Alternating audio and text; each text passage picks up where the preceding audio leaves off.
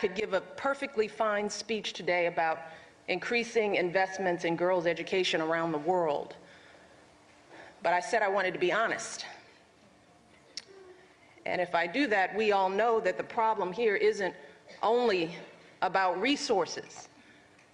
It's also about attitudes and beliefs. It's about whether fathers and mothers think their daughters are as worthy of an education as their sons. Yes. As an African American woman, this conversation is deeply personal to me. The roots of my family tree are in Africa. As you know, my husband's father was born and raised in Kenya. And members of our extended family still live there. I have had the pleasure of traveling to Africa a number of times over the years, including 4 trips as First Lady. And I brought my mother and my daughters along with me whenever I can. So believe me, the blood of Africa runs through my veins, and I care deeply about Africa's future.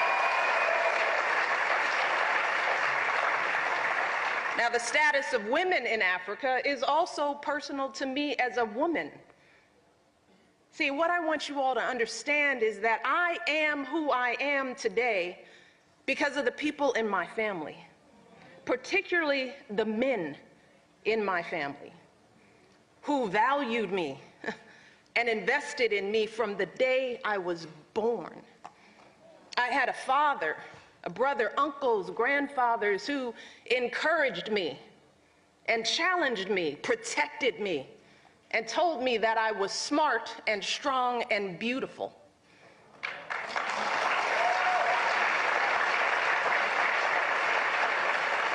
And as I grew up, the men who raised me set a high bar for the type of men I'd allow into my life.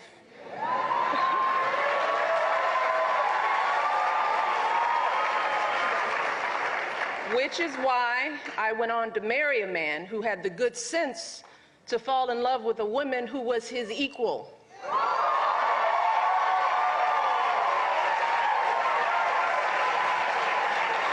And to treat me as such, a man who supports and reveres me, and who supports and reveres our daughters as well.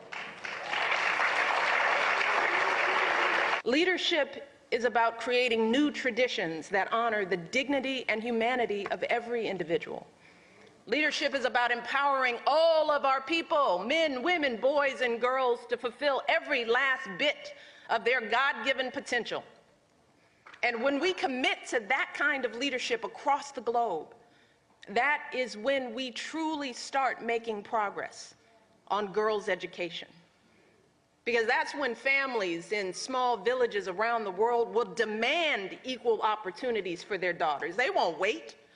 That's when countries will willingly and generously invest in sending their girls to school because they'll know how important it is. And we all know the ripple effects we can have when we give our girls a chance to learn. We all know that girls who are educated earn higher wages. They're more likely to stand up to discrimination and abuse. They have healthier children who are more likely to attend school themselves. My ancestors came here in chains. My parents and grandparents knew the sting of segregation and discrimination. Yet I attended some of the best universities in this country. I had career opportunities beyond my wildest dreams, and today I live in the White House, a building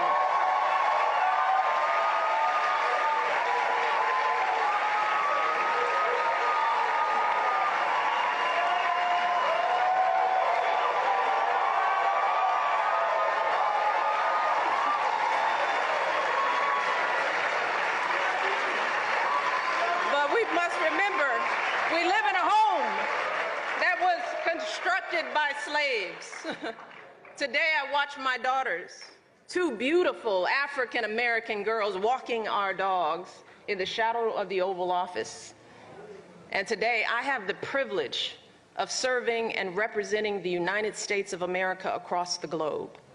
So my story And the story of my country is the story of the impossible getting done. And I know that can be your story, and that can be Africa's story too.